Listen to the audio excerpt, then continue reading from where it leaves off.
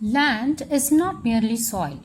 It is a fountain of energy flowing through a circuit of soils, plants, and animals. Hello, I'm Sheila Sundar from Gurukul, and in this session, we shall discuss soil as a resource.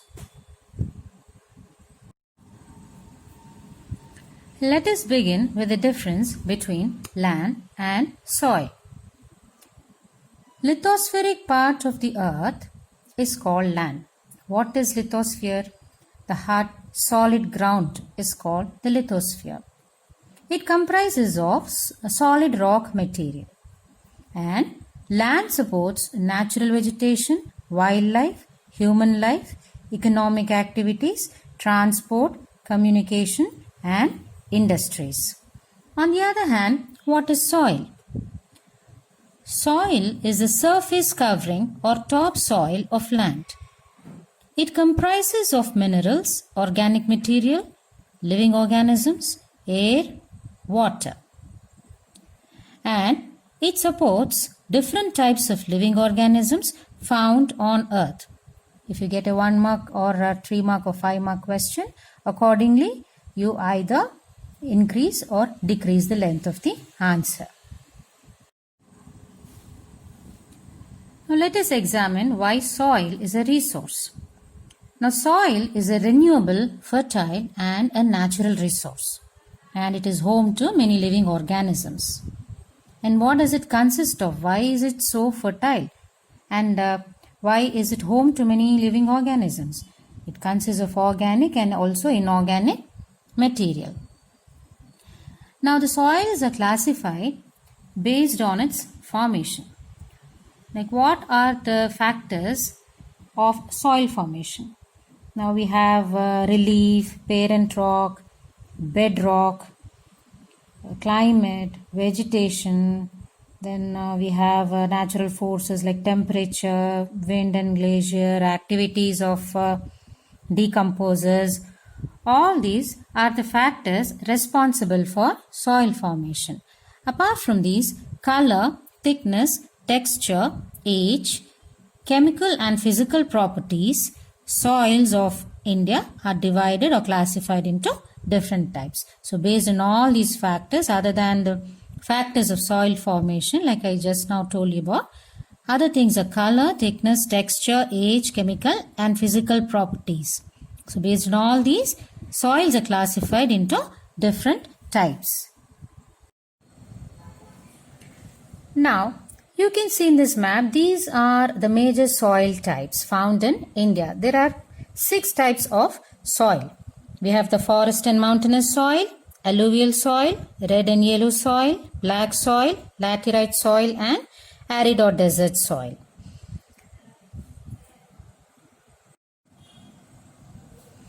Now let us examine the different types of soils. First one is alluvial soils. These are the most widely spread and important soils of India. Now how are they formed? They are formed by the fine alluvium sediments deposited by the northern rivers, the Indus, Ganga and Brahmaputra in the northern plains, and through the rivers Mahanadi, Godavari, Krishna, Kaveri rivers. They bring in this fine alluvium deposits and this is found near the deltas in the eastern coastal plains. So alluvial soils are formed by fine alluvium sediments deposited by the Indus, Ganga and Brahmaputra rivers in the northern plains and through deltas formed by Mahanadi, Godavari, Krishna and Kaveri rivers in the eastern coastal plains. And how do they look like? What are the characteristics of these soils? They consist of sand, silt and clay, and they are very fertile. And it is rich in potash, phosphoric acid and lime. And they are very poor in nitrogen. These alluvial soils are found in northern plains, eastern coastal plains, parts of Rajasthan and Gujarat. And what crops grow over here? What crops are grown here? Yeah, sugarcane, paddy, wheat, cereals and pulses. So you can mark from this map the regions where alluvial soil is found. From Punjab to Arunachal Pradesh, we have a stretch, the northern plains, All this comprise the northern plains, the eastern coastal plains, and parts of Rajasthan and Gujarat.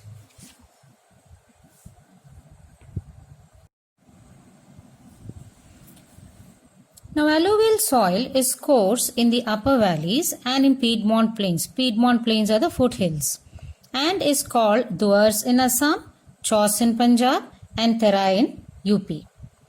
Alluvial soils are further divided into Bangar and Khadar. Now, what is Bangar? Bangar is the old alluvium and it is less fertile, and more conker nodules are found in Bangar. Whereas Khadar is new alluvium and it is very fertile, and less conker concentration is found in Khadar.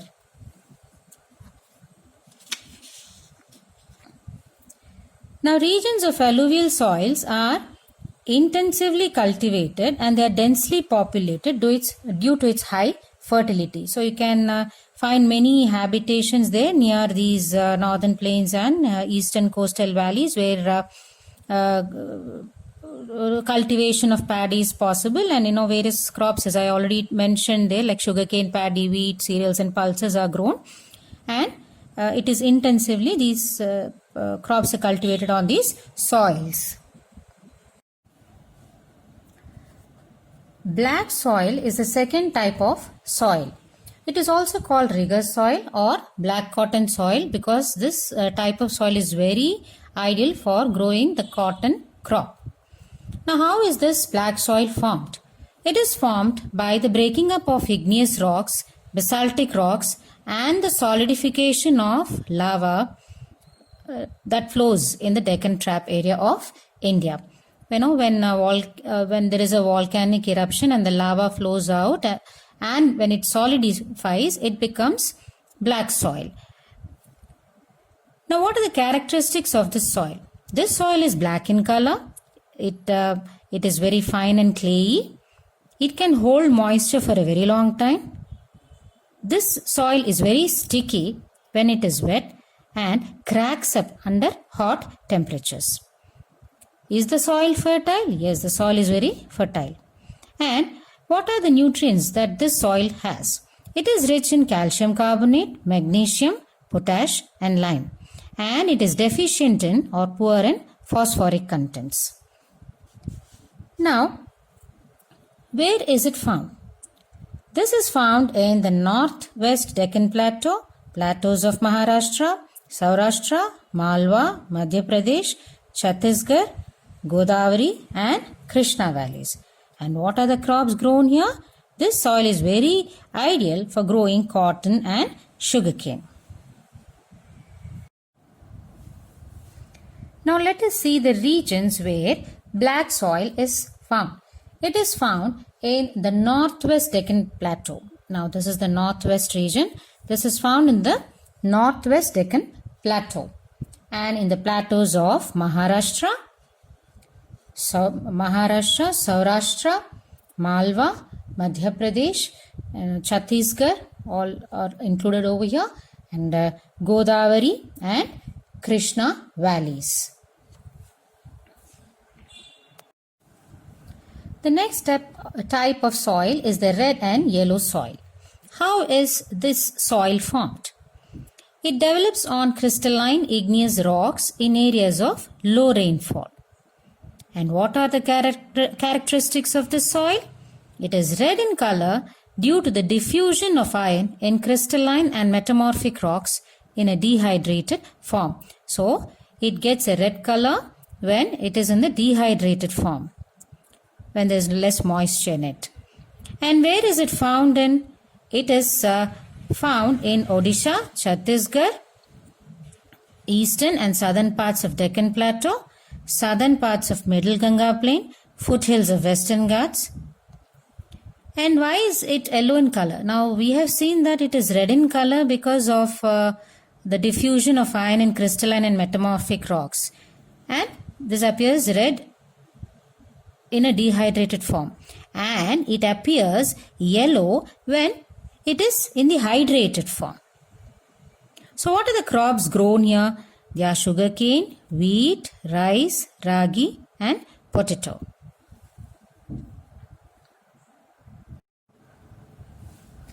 Now let us see where red soils are found on this map. You can see all the red shades given here. These are all the regions where red soil is found. We have it in Odisha, we have it in Chhattisgarh, then eastern and southern parts of the Deccan Plateau. We got the eastern and southern parts of the Deccan Plateau, then southern parts of the Middle Ganga Plain, then foothills of the Western Ghats.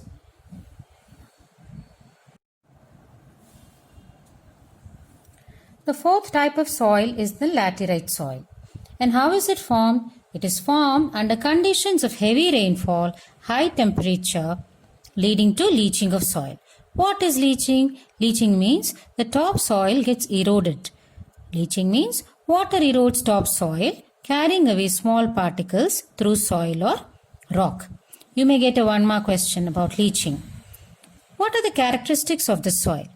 They are deep and acidic, and they are prone to erosion and degradation. Is it fertile? This soil, it lacks humus content and so is less fertile.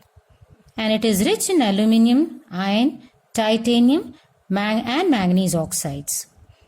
And it is poor in potassium, phosphorus, nitrogen, lime and magnesia. Where are these soils found? They are found in Kerala, Karnataka, Tamil Nadu and hilly areas of Odisha and Assam. And crops like coffee, tea, rubber, coconut and cinchona are grown here. Now let us see where we can find the laterite soils. So this is the map. You can see the laterite soils in pink color. Now it is found in Kerala, Karnataka, we have Tamil Nadu, then hilly areas of Odisha and Assam. We also have patches over here near Rajasthan. The next type of soil is the arid soil. It is also called the desert soil. This is formed in regions having high temperature and scanty rainfall. You should note this. It is found in regions having high temperature and very less rainfall. What are the characteristics? It is red to brown in color. It is sandy in texture and saline in nature, but cultivable with proper irrigation facilities and manure. It is rich in calcium carbonates, gypsum and sodium, but it lacks moisture. It is basically found in West Rajasthan, and crops like barley, cotton, wheat, millets, maize and pulses are grown here. Just look into this map. You can find arid soil shaded in yellow. This is found basically in western Rajasthan.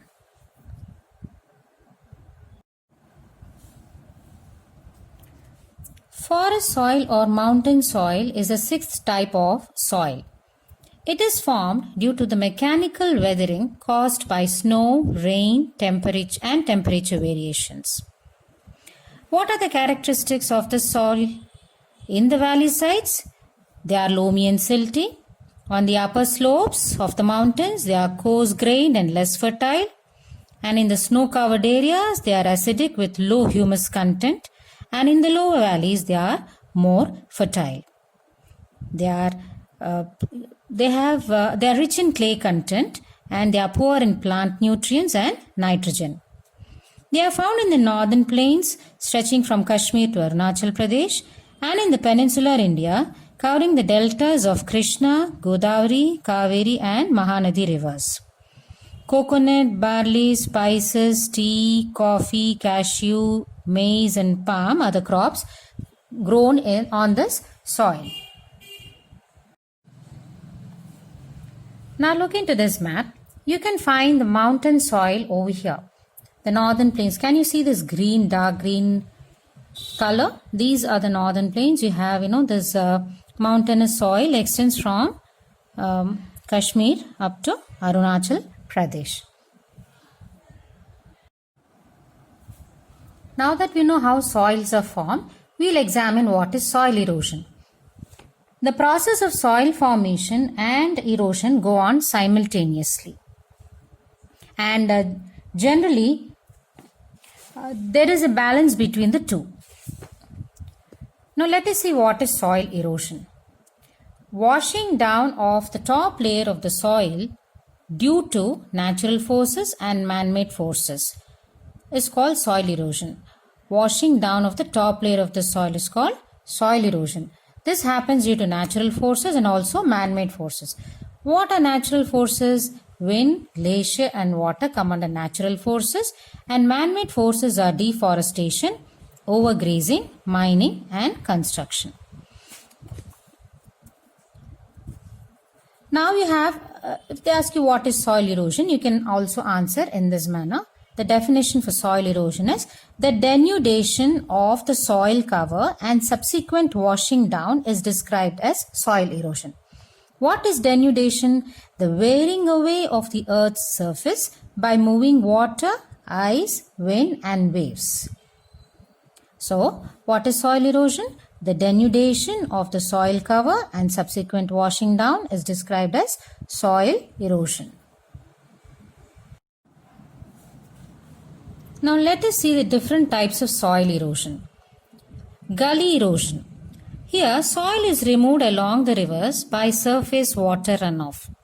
So the running water cuts through clayey soils and makes deep channels leading to soil erosion, and this is known as ravine erosion in Chambal Valley. So what is this gully erosion? The running water cuts through clayey soils and makes deep channels. This is called ravine erosion in Chambal Valley and gully erosion in other places. Next one is sheet erosion. Water flows as a sheet over large areas down a slope leading to topsoil erosion. So water washes away the top layer of the soil. Wind erosion is the next one. Wind blows away soil from flat or sloping land. And the next one is defective farming methods, like plowing up and down the slope for quick flow of water and farming without crop rotation. What is crop rotation? Growing a sequence of different crops in the same ground to maintain fertility. Like one row is one crop, the other row is another crop is sown in the other row. So alternately crops are sown on the same ground. So that is called crop rotation method. And we have got over irrigation, deforestation to expand. Why do they cut down forest? In order to expand field area. So what are the defective farming methods? Plowing up and down the slope for quick flow of water, farming without crop rotation, over irrigation and cutting down of trees to expand field area.